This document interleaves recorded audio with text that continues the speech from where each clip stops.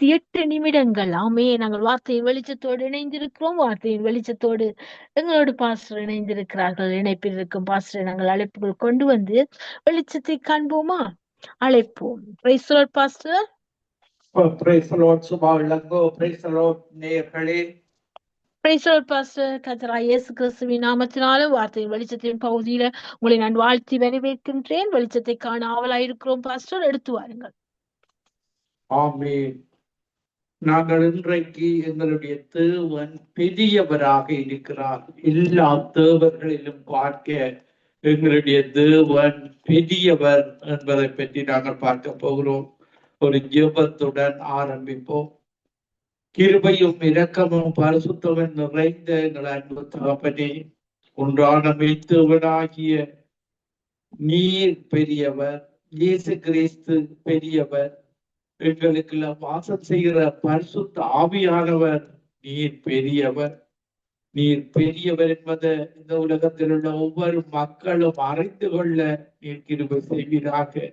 இன்றைக்கு அறியாமல் விக்கிர ஆராதனை செய்கின்ற ஒவ்வொரு மக்களும் உண்மை அறிந்து கொள்ள, ஒன்றான மெய்த்தேவனை அறிந்து கொள்ள, நீர்தான் தேவாதி தேவன், கர்த்தாதி கர்த்தர் என்பதை இந்த உலகத்தில் உள்ள 5 கண்ட மக்களும் அறிந்து கொள்ள நீர் உதவி செய்வீராக.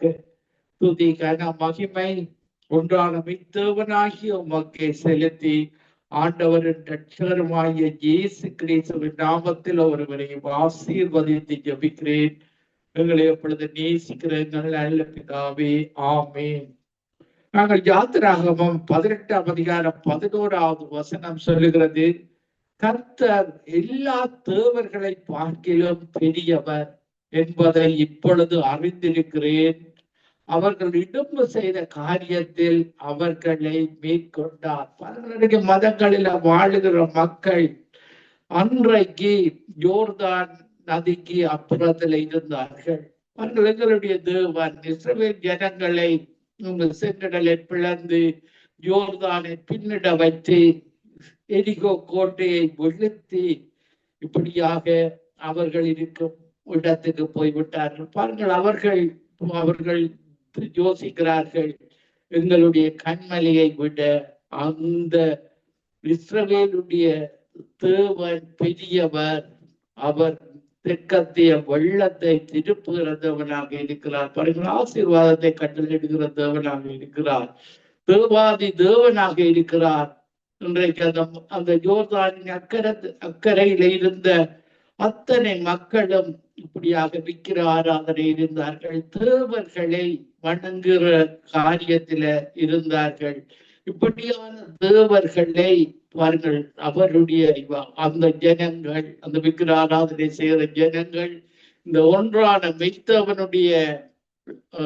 மெய்த்தவன் மிகவும் பெரியவர் என்பதை அவர்கள் பார்த்து பயந்தார்கள். பாருங்கள், ஒரு பயத்தோடு அந்த மெய்த்தேவனுக்கு மகிமை படுத்தினார்கள். பாருங்கள், நாங்கள் 10வது வசனத்திலேயும் பார்க்கும் பொழுது யாத்திராகமம் 18ஆம் அதிகாரம் 10வது வசனத்திலேயும், உங்களை எகிப்தியரின் கைக்கும் பார்வோனின் கைக்கும் தப்புவித்து எகிப்தியருடைய கையில் கீழிருந்த ஜனத்தை விடுவித்த கர்த்தருக்கு சோத்திரம். பாருங்கள், அவர்கள் இருந்த இடம், இஸ்ரவேல் ஜனங்கள் அடிமைகளாக இருந்த இடம், பாருங்கள், பார்வோன் ராஜாவுடைய இடமாக இருந்தது. அந்த இடத்தில் இஸ்ரவேல் ஜனங்கள் 400 வருடங்களுக்கு மேலாக அடிமைகளாக இருந்தார்கள். அந்த இடத்தை அடிமைப்படுத்தின பார்வோன் ராஜா. பாருங்கள், அவர்கள் சூரியனை வணங்கினான். பாருங்கள், எங்களுடைய ஒன்றான மெய்த்தேவன் தான் சூரியனை படைத்த தேவன், சந்திரனை படைத்த தேவன், மிருகங்கள், பறவைகள், இப்படியாக இந்த உலகத்தில படைக்கப்பட்ட அனைத்தும் இந்த வேதாகமத்தில் சொல்லப்பட்ட ஒன்றான மெய்த்தேவன் தான் படைத்தவர். அவர் எங்கள் மனுக்குலம் எல்லாரையும் படைத்தவர். பாருங்கள், மனிதனை மண்ணிலிருந்து உருவாக்கி தேவன் தன்னுடைய ஜீவ சுவாசத்தை ஊதினார், அவன் ஜீவாத்மாவானான். பாருங்கள், ஆனால் தேவன் யாரையும் போஸ் பண்ணுவதில்லை, எல்லாருக்கும் ஒரு தெரிவு செய்கிற உரிமையை கொடுத்திருக்கிறார். நன்மையை தெரிவு செய்கிற தன்மையை கொடுத்திருக்கிறார். தீமையை விரும்புகிறவர்கள் தீமையை செய்கிற உரிமையை அவர்களே கொடுத்திருக்கிறார். பாருங்கள், ஆதாம் ஏவாள் நன்மை தீமை அறியத்தக்க கனியை தெரிந்து கொண்டார்கள். அதே போலதான் எங்களுக்கும் ரெண்டு விதமான உரிமை இருக்கிறது. நன்மையை தெரிந்து கொண்டால் இயேசுவை தெரிந்து கொள்ளுகிறதற்கு ஒப்பாக இருக்கிறது. இயேசுவை தெரிந்து கொள்ளும் பொழுது நீங்கள் பரலோக பாக்கியத்தை தெரிந்து கொள்ளுகிறீர்கள். அந்த ஒன்றான மெய்த்தவனிடத்திலே இருந்து ஆசீர்வாதத்தை தெரிந்து கொள்ளுகிறீர்கள். வாழ்ந்திருக்க ஜீவனோடு வாழுகிற வாழ்வை தெரிந்து கொள்ளுகிறீர்கள். இந்த உலகத்துக்கு பின்பாக நித்திய ஜீவனை நீங்கள் தெரிந்து கொள்ளுகிறீர்கள். பாருங்கள், நாங்கள் ஒவ்வொருவரும் ரட்சிக்கப்பட்ட ஒவ்வொருவரும் அப்படியான ஆசீர்வாதங்களை தெரிந்து கொள்ளுகிறோம். ஜீவனை, நித்திய ஜீவனை, தீர்க்காயுசை, இப்படியாக எங்களை ஆசீர்வதிக்கிறது ஒன்றான மெய்த்தவனை தெரிந்து கொள்கிறோம். மறு பக்கத்துல பாருங்கள், அவர்கள் மதங்களை தெரிந்து கொள்கிறார்கள், தேவர்களை தெரிந்து கொள்கிறார்கள். பாருங்கள், அந்த ஒன்றான மெய்த்தவனை விட்டு விக்கிர ஆராதனைகள், ஒரு விதமான பாவ காரியங்களை தெரிந்து கொள்கிறார்கள். இதன் மூலமாக அவர்கள் ஒரு நாள் தண்டிக்கப்படுகிறவர்களாக இருக்கிறார்கள். அந்த மதத்தை பாருங்கள், நாங்கள் வேதாகமத்துல பார்க்கும் பொழுது பார்வோன் சேனை இப்படியாக அந்த தேவர்கள் வணக்கங்களை செய்தவர்கள் செங்கடலில மூழ்கடிக்கப்பட்டார்கள். அவர்கள் செங்கடலை இரண்டாக பிளந்து இஸ்ரவேல் ஜனங்களை வழிநடத்தி அந்த விக்கிர ஆராதனை செய்த அத்தனை பார்வோனும் அவனுடைய ராஜாக்கள் எல்லோரும் அந்த செங்கடலில அமிழ்ந்து போனார்கள். அதன் பின்பு யோர்தான் நதிக்கு அப்புறத்திலே இருந்த தேவர்கள் வணக்கம் உள்ளவர்கள் எல்லாரையும் இஸ்ரவேல் ஜனங்கள் மேற்கொண்டார்கள். யோசுவா மூலமாக இப்படியாக கானான் தேசம் இஸ்ரவேல் ஜனங்களுக்கு பங்கிடப்பட்டு கொடுத்தது. பாருங்கள், ஆபிரகாமுக்கு தேவன், ஆபிரகாமுக்கு ஈசாக்கு பிறப்பதற்கு முன்பாகவே தேவன் சொல்லுகிறார், உன்னுடைய சந்ததி 400 வருடங்களுக்கு மேலாக அடிமைகளாக இருப்பார்கள். அந்த அடிமைத்தனத்தில் இருக்கிற இஸ்ரவேல் ஜனங்களை நான் விடுவித்து பாலும் தேனும் ஓடுகிற கானான் தேசத்துக்கு அழைத்து செல்வேன். இப்படியாக என்ன நடக்கும் என்பதை எங்களுடைய ஒன்றான மெய்த்தவன் அறிந்தவராக இருக்கிறார்.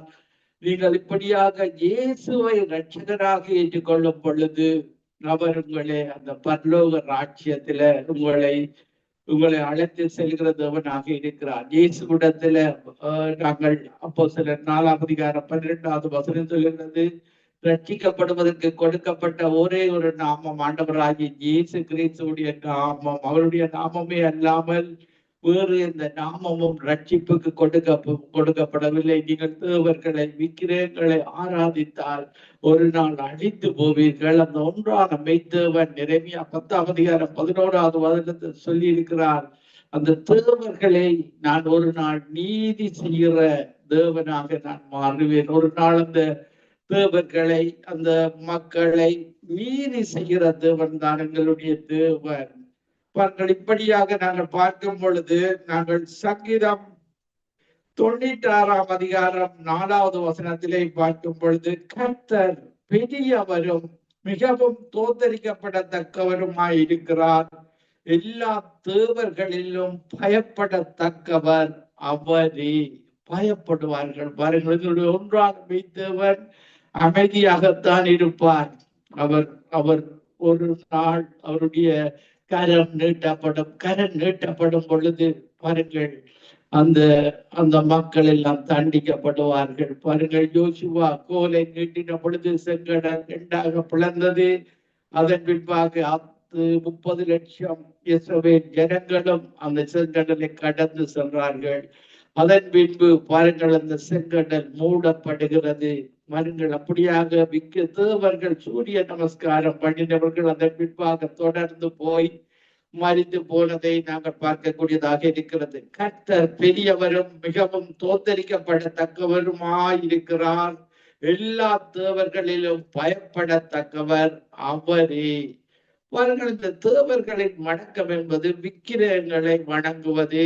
பிசாசுகள் பின்னணியில இந்த விக்கிரகங்களுக்கு கீழே பிசாசின் தகடுகள் வைக்கப்பட்டு மக்களுடைய கண்கள் குருடாக்கப்படுகின்றது. பாருங்கள், பிசாசு மனித கண்களை குருடாக்கி தவறான பாதையை காண்பிக்கிறவனாக பிசாசு இருக்கிறான். சங்கீதம் 96ஆம் அதிகாரம் 5வது வசனம் சொல்லுகிறது, சகல ஜனங்களுடைய தேவர்களும் விக்கிரகங்கள் தானே, கர்த்தரோ வானங்களை உண்டாக்கினவர். இந்த வானங்களை உருவாக்கினவர், சூரியனை படைத்தவர், சந்திரனை உருவாக்கினவர், இப்படியாக வானாதி வானங்களையும் பூமியையும் படைத்த ஒன்றான மெய்த்தவன் தான் நாங்கள் ஆராதிக்கிற தேவன். அதற்காகத்தான் நீங்கள் பைபிளை அறிந்து கொள்ள வேண்டும். இந்த உலகத்தை விட்டு பிரிய முன்பாக இந்த உலகம் அக்கினி கீதியாக வைக்கப்பட்டிருக்கிறது. இந்த உலகம் பாருங்கள், இதற்கு முன்பாக எல்லா மக்களும் பேசிக் instruction before leaving this earth, இந்த உலகத்தை விட்டு பிரிய முன்பாக ஒவ்வொருவரும் கட்டாயமாக படித்து அந்த மெய்யான தேவனை அறிந்து கொள்ள வேண்டும். இதற்காகத்தான் இந்த சுவிசேஷம் பூமியில் உள்ள சகல ஜாதிகளுக்கும் இந்த நித்திய சங்கமம் ஊடாக பிரசங்கிக்கப்படுகிறது. அதன் பின்பு முடிவு வரும். பாருங்கள், எல்லாரும் அறிந்து கொள்ள வேண்டும். இயேசுவை தெரியாது என்று யாரும் சொல்ல முடியாது. இன்றைக்கு பாருங்கள், இந்தியா இப்படியான பல தமிழ் மக்களுடைய தேசங்களில சினிமா சீரியல்களை பார்த்து காலத்தை கழித்து விடுகிறார்கள். வீணான வார்த்தைகள், வீணான துச்செய்திகளை பார்த்து காலங்களை கழித்து விடுகிறார்கள். தேவன் சொல்லுகிறார், ஒவ்வொரு உங்களுடைய தேவனுக்கு பிரியமான நேரங்களை தேவனுக்கு கொடுக்காததற்கு கடன் ஒப்புவிக்கப்பட வேண்டும். வீணான வார்த்தைகளுக்கு, வீணான காரியங்களுக்கு இந்த கடைசி காலத்துல அந்த இரட்சகராகிய இயேசு கிறிஸ்துவை அறிந்து கொள்ள வேண்டும். ஒன்றான மெய்த்தேவனை அறிந்து கொள்ள வேண்டும் என்று தேவன் விரும்புகிறார். இயேசு இரக்கமுள்ளவர், எங்களுடைய தேவன் இரக்கமுள்ளவர். நீங்கள் எந்த விக்கிர ஆராதனை செய்தாலும் அந்த விக்கிரங்களை விட்டு அந்த இயேசு கிறிஸ்துவிடத்துல வரும் பொழுது, என்னுடைய பாவத்தை மன்னியும், நான் ஒரு பாவி என்று அறிக்கையிட்டு பாவங்களை தேவனிடத்துல நீங்கள் சொல்லும் பொழுது, அவர் இயேசுவின் இரத்தத்தினால எங்களுடைய பாவங்களை எல்லாம் கழுவி விடுகிறவராக இருக்கிறார். 1 யோவான் 1:7 இயேசு கிறிஸ்துவின் இரத்தம் சகல பாவங்களையும் கழுவி சுத்திகரிக்கிறதாக இருக்கிறது. இயேசுவின் இரத்தம் இன்றைக்கும் உயிருள்ள இரத்தமாக இருக்கிறது. பாருங்கள், அவருடைய சரீரம் உயிர்த்தெழுந்து உயிரோடு இருக்கிறது. அவருடைய இரத்தம் இன்றைக்கும் உயிரோடு இருக்கிறது. வெளிப்படுத்தின விசேஷம் 1ஆம் அதிகாரம் 18வது வசனம் சொல்லுகிறது, நான் மரித்தேன், ஆனாலும் இதோ சதா காலங்களிலும் நான் உயிரோடு இருக்கிறேன். இயேசு இன்றைக்கும் தேவனுடைய வலது பார்சத்துல இருந்து எங்களுக்காக பரிந்து பேசுகிறார். இயேசுவை ஏற்றுக்கொண்டு அவரிடத்துல ஜெபம் பண்ணுகிற ஒவ்வொருவருக்கும் அவர் பரிந்து பேசுகிற தேவனாக இருக்கிறார். இப்படியான இரக்கமுள்ள தேவனை நீங்கள் விட்டுவிடக் கூடாது. மெய்யான தேவன், உயிருள்ள தேவன், உண்மையுள்ள தேவன், எல்லாரிலேயும் அன்பு கூறுகிற தேவன், அப்படியான தேவன் தான் எங்களுடைய தேவன். எங்களுக்குள்ள அந்த தேவன் வாசம் செய்கிறார். அவர்கள் மறுபடியும் பிறந்த ஒவ்வொருவருடைய வாழ்வே அவருடைய ஒவ்வொருவருக்குள்ளே அவர் இருக்கிறார். எங்களுக்குள்ள அந்த தேவன், இந்த உலகத்தை படைத்த தேவன் எங்களுக்குள்ளதான் அவர் வாசம் செய்கிறார். நியாயாதிபதிகள் 2ஆம் அதிகாரம் 7வது வசனம் சொல்லுகிறது, யோசுவாவின் சகல நாட்களிலும் கர்த்தர் இஸ்ரவேலுக்காக செய்த அவருடைய பெரிய கிரிகைகளை எல்லாம் கண்டவர்களும் யோசுவாவுக்கு பின்பு உயிரோடு இருந்தவர்களும் ஆகிய மூப்பரின் சகல நாட்களிலும் ஜனங்கள் கர்த்தரை சேவித்தார்கள். பாருங்கள், யோசுவா இந்த நியாயப்பிரமாண புஸ்தகத்தை தேவன் சொன்னார், இந்த நியாயப்பிரமாண புஸ்தகம், இந்த பைபிள் உன்னுடைய இதயத்தை விட்டு பிரியாது இருப்பதாக, இரவும் பகலும் நீ தியானமாயிரு, நீ உன்னை வாய்க்கப்படுவேன் என்றார். இப்படியாக யோசுவா இருந்து அவன் அந்த கானான் தேசத்தை பங்கிட்டு இஸ்ரவேல் ஜனங்களுக்கு கொடுத்ததை நாங்கள் பார்க்கக்கூடியதாக இருக்கிறது. எங்களுடைய தேவனை, அந்த மெய்த்தேவனை நாங்கள் தொழுது கொள்ளும் பொழுதெல்லாம் அவரை நாங்கள் உணர முடியும். அவர் எங்களுக்கெல்லாம் வாசம் செய்கிறார், எங்களை நேசிக்கிறார் என்பதை நாங்கள் உணர்கிறோம். உபாகமம் 4ஆம் அதிகாரம் 7வது வசனம் சொல்லுகிறது, நம்முடைய தேவனாகிய கர்த்தரை நாம் தொழுது கொள்ளுகிற போதெல்லாம் அவர் நமக்கு சமீபமாய் இருக்கிறதை போல தேவனை இவ்வளவு சமீபமாய் பெற்றிருக்கிற வேறு ஜாதி எது? பாருங்கள், மதங்களில அவர்கள் அந்த விக்கிரகங்களாக இருக்கின்றன. அவர்கள் ஒரு இடத்துல ஒரு விக்கிரகத்தை வணங்குகிறார்கள்.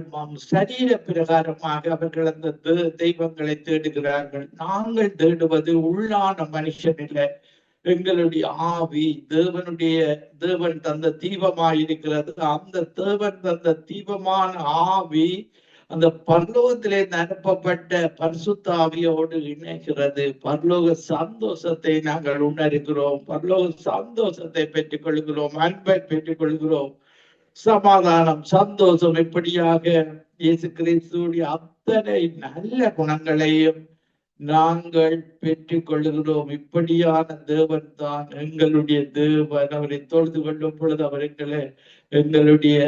நாங்கள் துதிக்கும் பொழுது, பாடும் பொழுது அவர் எங்களுக்கு வந்து எங்களை பலப்படுத்தி எங்களுக்கு அந்த பரலோக சந்தோஷத்தை தருகிறார், நம்பிக்கையை தருகிறார்.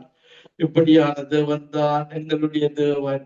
சங்கீதம் 99ஆம் அதிகாரம் 2வது வசனத்திலேயும், கர்த்தர் சீயோனில் பெரியவர், அவர் எல்லா ஜாதிகள் மேலும் உயர்ந்தவராக இருக்கிறார். இப்படியான தேவன் தான் எங்களுடைய ஒன்றான மெய்த்தேவனாக இருக்கிறார். பாருங்கள், இன்றைக்கு மதங்களிலே தெளிவான கருத்துக்கள் இல்லை, தவறான ஒரு பகுதியான மனிதர்களால் எழுதப்பட்ட புத்தகங்களாக துச்செய்திகளாக இருக்கிறது. தேவன் தருகிற செய்தி அதுதான் நற்செய்தியாக இருக்கிறது.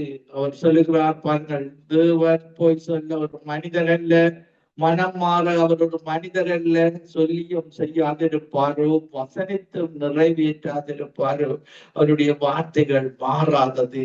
அவர் மாறாதவராக இருக்கிறார். நேற்று முன்றும் மாறாதவராக இருக்கிறார். சங்கீதம் 126ஆம் அதிகாரம் 3வது வசனத்துல, சங்கீதம் 126:3, கர்த்தர் நமக்கு பெரிய காரியங்களை செய்தார், இதன் நிமித்தம் நாம் மகிழ்ந்து இருக்கிறோம். பாருங்கள், தேவன் எங்களுக்கு அந்த இஸ்ரவேல் ஜனங்களுக்கு செங்கடலை பிளந்து யோர்தானை பின்னட வைத்து எரிகோ கோட்டைகளை வீழ்த்தி பெரிய காரியங்களை செய்தார். இப்படியாக இஸ்ரவேல் ஜனங்கள் மகிழ்ந்திருந்தார்கள். இப்படியான தேவன் தான் எங்களுடைய தேவன். நாங்கள் சங்கீதம் 147ஆம் அதிகாரம் 5வது வசனத்திலேயும், நம்முடைய ஆண்டவர் பெரியவரும் மகா பலன் உள்ளவருமாயிருக்கிறார், அவருடைய அறிவு அளவில்லாதது. பாருங்கள், ஞானம் உள்ள தேவன், பூர்த்தியுள்ள தேவன், அறிவுள்ள தேவன், எங்களை படைத்த தேவன், பரம வைத்தியர். பாருங்கள், வைத்தியர்கள் எல்லாவற்றிலும் மேலானவர், உருவாக்கிறவர். ஒரு கம்ப்யூட்டரை உருவாக்குற ஒரு மனிதனாக இருப்பான். பாருங்கள், அந்த உருவாக்கின மனிதனுக்கு தான் அதை ஆப்ரேட் பண்ண தெரியும். எங்களை உருவாக்கின அந்த ஒன்றான மெய்த்தவனுக்குத்தான் நாங்கள் எப்படி வாழ வேண்டும், எப்படி அந்த பரலோக ராஜ்யத்தை பெற்றுக்கொள்ள வேண்டும் என்று அவருடைய புஸ்தகத்தை அவர் தந்த கட்லாக் தான் பைபிளாக இருக்கிறது. இந்த பைபிள் தான் இயேசுவின் ஜட்ஜ்மெண்ட் புக்கா இருக்கிறது. அந்த பைபிளுக்கு பிரியமான காரியங்களை செய்யும் பொழுது எழுதப்பட்டபடி இயேசு கிறிஸ்துவ ரட்சகராக ஏற்றுக்கொள்வது, இப்படியாக பைபிளில் இருக்கிற வசனத்தின்படி வாழும் பொழுது கற்பனைகள் அன்புதான் பிரதான கட்டளையாக இருக்கிறது. இப்படியாக வாழும் பொழுது அவர் எங்களை பரலோகத்துல சேர்க்கிற தேவனாக இருக்கிறார். நாங்கள் பார்க்கும் பொழுது 2 சாமுவேல் 7ஆம் அதிகாரம் 20வது வசனத்திலையும், 2 சாமுவேல் 7ஆம் அதிகாரம் 20வது வசனத்திலே, இனி தாவீது உம்மிடத்தில் சொல்ல வேண்டியது என்ன? கர்த்தராகிய ஆண்டவராயிருக்கிற நீர் உமது அடியானை அறிவீர், உம்முடைய வாக்குத்தத்தம் நிமித்தம் உம்முடைய சித்தத்தின்படியும் இந்த பெரிய காரியங்களை எல்லாம் உமது அடியானுக்கு அறிவிக்கும்படி தயவு செய்தீர். ஆகையால் தேவனாகிய கர்த்தாவே, நீர் பெரியவர் என்று விளங்குகிறது. நாங்கள் எங்கள் காதுகளாலே கேட்ட சகல காரியங்களின் படியும் தேவரீருக்கு நிகரானவர் இல்லை, உம்மை தவிர வேறே தேவனும் இல்லை. பாருங்கள், தாவீது சொல்லுகிறார், அவனொரு ஆடு மேய்ப்பவனாக இருந்தான். பாருங்கள், தேவனை விசுவாசித்தான். தேவன் அவனை ஆடு மேய்த்தவனை அரசனாக மாற்றினான். பாருங்கள், தாவீதுடைய மகனாக சாலோமோன் இப்படியாக தேவனுடைய ஆலயத்தை, அந்த பெரியவர் இந்த பெரிய ஆலயத்தை கட்டும்படியாக சாலோமோனிடத்துல ஒப்பு கொடுத்ததை நாங்கள் பார்க்கக்கூடியதாக இருக்கிறது. தாவீது சொல்லும் பொழுது சொல்லுகிற, ஆகையால் தேவனாகிய கர்த்தாவே, நீரே பெரியவர் என்று விளங்குகிறது. நாங்கள் எங்கள் காதுகளாலே கேட்ட சகல காரியங்களின் படியும் தேவரீருக்கு நிகரானவர் இல்லை, உம்மை தவிர வேறே தேவனும் இல்லை. பாருங்கள், மெய்த்தேவன் ஒரு தேவன் தான் மெய்யான தேவன். பாருங்கள், இன்னைக்கு மதங்களிலே எல்லாம் தவறான உபதேசம், தவறான காரியங்கள். இதனாலதான் இன்றைக்கு தவறான கடைசி காலங்களில மனிதர்கள் என்ன செய்வதென்று அறியாமல் வாழுகிறார்கள். பாருங்கள், இந்த சுவிசேஷத்தை நீங்கள் அறிந்து கொள்ள வேண்டும். பாருங்கள், நாங்கள் பார்க்கும் பொழுது 2 சாமுவேல் 7ஆம் அதிகாரம் 24வது வசனத்திலேயும், உம்முடைய ஜனமாகிய இஸ்ரவேலர் என்றைக்கும் உம்முடைய ஜனமாயிருப்பதற்கு அவர்களை திடப்படுத்தி கர்த்தராகிய நீர்தாமே அவர்களுக்கு தேவனானீர். திடப்படுத்தும்படியாக, சீர்படுத்தும்படியாக, இப்படியாக நாங்கள் தேவனிடத்தில் வரும்பொழுது அவர் சீர்படுத்துவார், சிறப்படுத்துவார், பலப்படுத்துவார், நிலைநிறுத்துகிற தேவன் தான் எங்களுடைய தேவன். பாருங்கள், நாங்கள் மத்தேயு 12ஆம் அதிகாரம் 41வது வசனத்துல பார்க்கும் பொழுது, யோனாவின் பிரசங்கத்தை கேட்டு நினிவே பட்டணத்தார் மனம் திரும்பினார்கள். 40 நாளிலே அந்த நினிவே அழிந்து விடும் என்று யோனா தீர்க்கதரிசி அந்த பட்டணத்துக்கு அறிவித்தார். அந்த பட்டணத்தில் உள்ள குடியானவன் அந்த உபவாசத்தை அறிவித்தார். இப்படியாக மக்கள் எல்லோரும் உபவாசம் இருந்தார்கள். இப்படியாக இந்த காரியத்தை கேட்டு ராஜா கூட உபவாசம் இருந்தார். இப்படியாக அந்த பட்டணம் அழியாமல் காக்கப்பட்டது. ஒன்றான மெய்த்தவரிடத்தில் இப்படியான அழிவுகள் வரும் பொழுது நீங்கள் இந்த உபவாசத்தை அறிவித்து எல்லாரும், ராஜா தொடக்கம் குடியானவர் வரைக்கும், அந்த ஒன்றான மெய்த்தவரிடத்துல விழுந்து விட வேண்டும். அவர்தான் நீதி செய்கிற தேவன், காற்றை படைத்த தேவன், கடலை படைத்த தேவன். அவர்தான் காற்றுக்கும் கடலுக்கும் கட்டளை கொடுக்கக்கூடிய தேவன். அவரை பின்பற்றுகிற எங்களுக்கும் அந்த காற்றையும் கடலை நிப்பாட்டுகிற அதிகாரத்தை அவர் தந்திருக்கிறார். பாருங்கள், ஒரு தேசத்துல ரட்சிக்கப்பட்ட மக்கள் குறைவாக இருந்தால் தேவன் முகத்தை திருப்பி விடுவார். பாருங்கள், பல மனிதர்கள், ஒரு குறிப்பிட்ட அளவு மக்கள் தூபம் போல ஜெபங்கள் தேவனுடைய சந்நிதிக்கு போக வேண்டும். எங்களை மன்னியும், பரிந்து பேச வேண்டும். உங்கள நாட்டு மக்களுக்காக பல மக்கள் ரட்சிக்கப்பட வேண்டும். அந்த தேசத்து மக்கள் பொல்லாத வழிகளை விட்டு அவரிடத்துல திரும்பும் பொழுது அவர் அந்த தேசத்துக்கு சிரமத்தை கொடுப்பார். பாருங்கள், இந்த தேசத்துல பல நஷ்டங்கள் வந்தாலும் தேவன், அந்த மெய்த்தேவன் அதை நன்மையாக மாற்றுவார். இதுதான் எங்களுடைய ஒன்றான மெய்த்தேவன் செய்கிற காரியம். இன்றைக்கு பாருங்கள், இன்றைக்கு இலங்கை தேசம் ஒரு அழிவை சந்தித்தாலும் அந்த அழிவிலே இருந்து தேவன் ஒன்றான மெய்த்தேவனை தேடும்படியான ஒரு சந்தர்ப்பத்தை அந்த இலங்கை தேச மக்களை தேவன் அழைக்கிறார். சத்துருதான் இந்த தீமைகளை செய்வது, அழிப்பது, கொல்லுவது.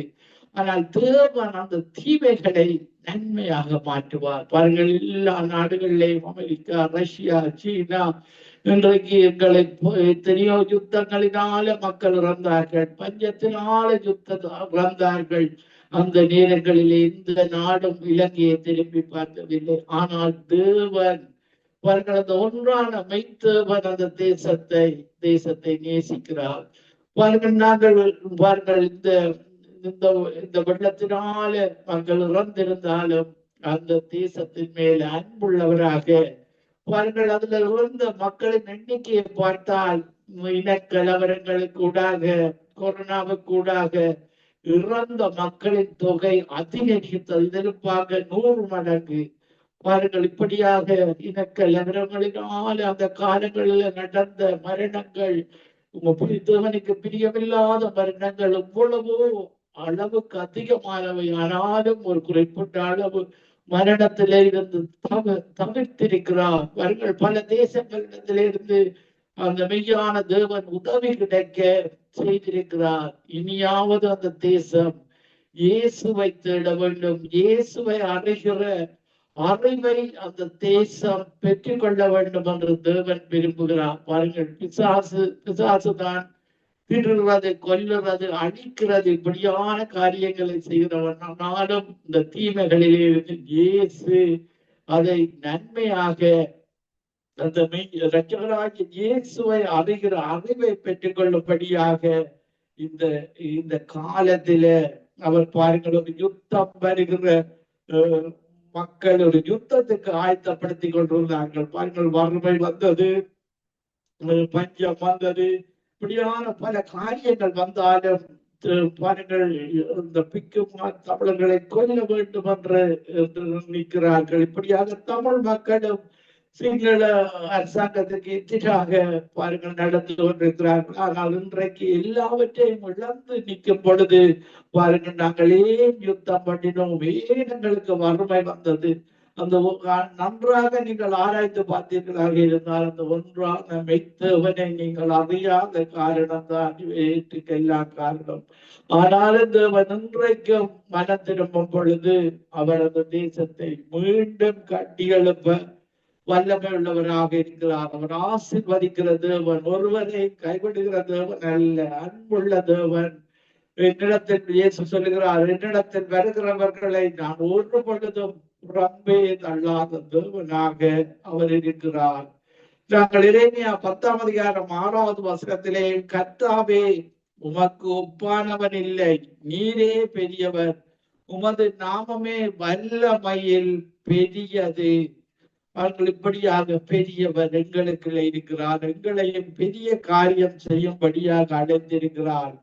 யோவான் 14ஆம் அதிகாரம் 12வது வசனம் சொல்லுகிறது, மெய்யாகவே மெய்யாகவே நான் உங்களுக்கு சொல்லுகிறேன், நான் என் பிதாவினிடத்துக்கு போகிறபடியினால் என்னை விசுவாசிக்கிறவன் நான் செய்கிற கிரிகைகளை தானம் செய்வான், இவைகளை பார்க்கிலும் பெரிய கிரிகைகளை செய்வான். இப்படியான பெரிய காரியங்களை செய்கிற தேவன் தான் எங்களுடைய தேவன். நான் ஒரு சிறிய பாடலை பாடி உங்களுக்காக ஜெபிக்கிறேன்.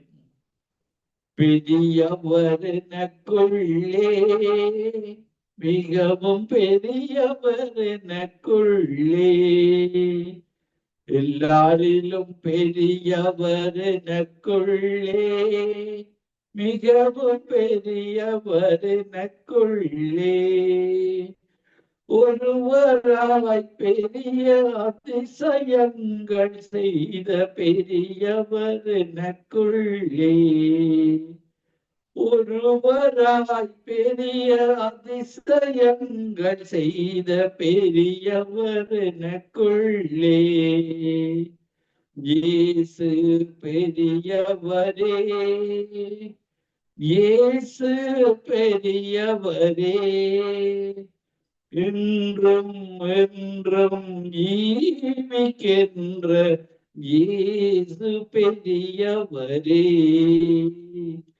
இயேசு பெரியவரே, இயேசு பெரியவரே, என்றும் என்றும் ஜீவிக்கின்ற இயேசு பெரியவரே, வல்லவர் எனக்குள்ளே, நல்லவர் எனக்குள்ளே, வல்லவர் ரொம்ப ரொம்ப நல்லவர் இயேசு. நீங்க ருசிக்க வேண்டும் அவரை.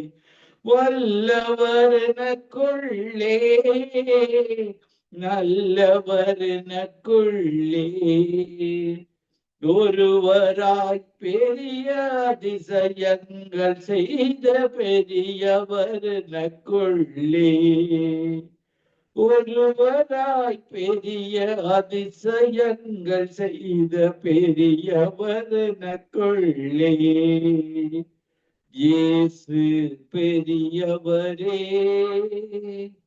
இயேசு பெரியவரே, இன்றும் என்றும் ஜீவிக்கின்ற இயேசு பெரியவரே, பெரியவர் எனக்குள்ளே, மிகவும் பெரியவர் எனக்குள்ளே, ஒருவராய் பெரிய அதிசயங்கள் செய்த பெரியவர் எனக்குள்ளே. ஆண்டவரே, அந்த இலங்கை தேசத்துக்காக ஜபிக்கிறோம். ஆண்டவரே, நாங்களும் அந்த இலங்கை தேசத்துல வாழ்ந்தோம். எங்களை எல்லாம் அன்றைக்கு வெளிநாடுகளுக்குள்ள கொண்டு வந்து எங்களை பாதுகாப்பா வைத்திருக்கிறீரே. அந்த தேசம் ஒரு யுத்தத்தை கண்டது, வறுமையை கண்டது. இப்படியாக இந்த இனத்துவேசங்கள், ஜாதி மத பாடுகள், கொலைகள், வெறிகள், களியாட்டங்கள், இப்படியான பாவ காரியங்களில் வாழுகிற மக்களுக்கு நீர் ஒரு வார்னிங்கை கொடுத்திருக்கிறீரே. ஆனாலும் பல தேசங்களில் இந்த நன்மையை கொடுத்திருக்கிறீர்கள். அந்த தேசம் இனிமேலாவது இயேசுவை அறிகிற அறிவை பெற்றுக் கொண்டு காற்றையும் கடலையும் அடக்குகிற அந்த அதிகாரம் உள்ள மக்களை எழுப்பும்படியாக இயேசுவை அறிந்த மக்கள் தான் காற்றையும் கடலையும் கட்டளை கொடுக்க முடியும். ஆண்டவரே, அந்த இலங்கை தேசத்துக்காக ஜெபிக்கிறேன். ஒவ்வொருவரும் ரட்சிக்கப்பட்ட அந்த இலங்கை தேசம் இயேசுவின் தேசமாக மாற உதவி செய்யும்படியாக நாங்கள் ஒவ்வொருவரும் ஜெபிப்போம். கிருபையும் இரக்கமும் பரிசுத்தமும் நிறைந்த எங்கள் அன்பு தகப்பனே, ஒன்றான மெய்த்தேவனே, நீர் ஒருவரே தேவாதி தேவன், கர்த்தாதி கர்த்தர், மெய்யான தேவன் நீர் ஒருவர் தான் ராஜா. ஆண்டவரே, அந்த இலங்கை தேசத்துக்காக ஜெபிக்கிறேன்.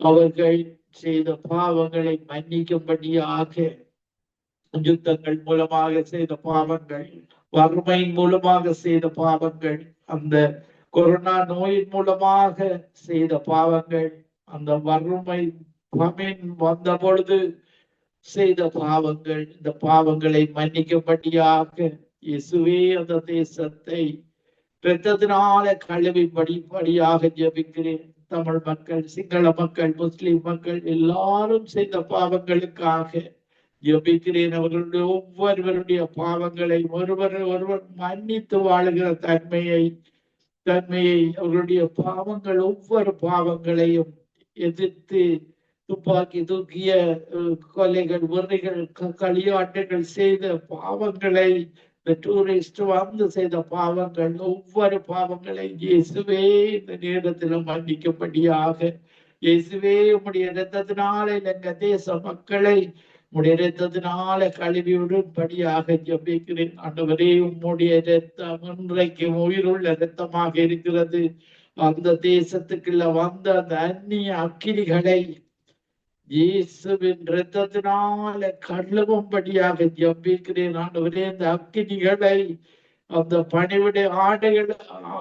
பணிவிடை ஆவிகளுக்கு கட்டளை கொடுக்கிறேன். அந்த தேசத்திலிருந்து அகன்று போகும்படியாக யெகோவா, லார்ட் காட், யெகோவா merciful God அந்த தேசத்திலே இறங்கும்படியாக, லார்ட் காட் யெகோவா, நீர் merciful, இரக்கமுள்ள தேவன், அந்த தேசத்துக்கு ஒரு விடுதலை கொடுக்கும்படியாக கர்த்தரே ஆவியானவர் அந்த தேசத்தின் மேலே ஆவியானவர் இறங்கும்படியாக, கர்த்தரே ஆவியானவர், அந்த ஆவியானவர் அந்த இலங்கை தேசத்தின் மேல இறங்கும்படியாக, ஆவியானவர் எங்குண்டோ அந்த தேசத்துக்கு விடுதலை கொடுக்கும்படியாக, ஆண்டவரே இந்த புயல்கள், வெள்ளங்கள் எல்லாம் நிப்பாட்டப்பட்டு அந்த தேசம் ஒரு புதிய இயேசுக்கு பிரியமான தேசமாக, இயேசுடைய வசனத்தை கைக்கொள்ளுகிற தேசமாக நற்குணசாலிகளாக மாறுகிற தேசமாக ஒவ்வொரு சிங்கள மக்களும், புத்த மக்களும், முஸ்லிம் மக்களும்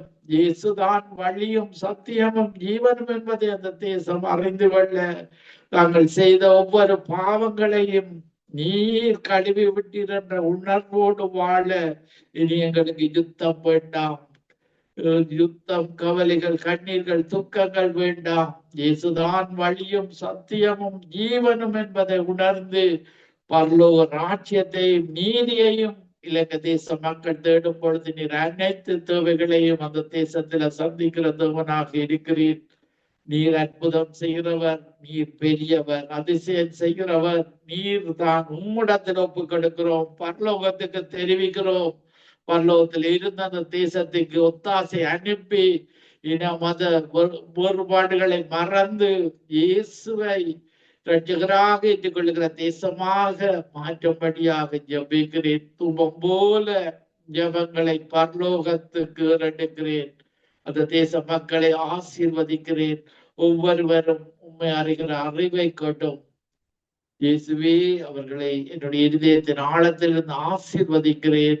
துதி கன மகிமை ஒன்றான மித்தவனாகி உமக்கே செலுத்தி ஆண்டவரின் இரட்சகருமாகிய இயேசு கிறிஸ்துவின் நாமத்தில் அவர் ஒருவரையும் ஆசீர்வதித்து ஜபிக்கிறேன் நல்ல பிதாவே. ஆமேன், ஆமேன், ஆமேன்.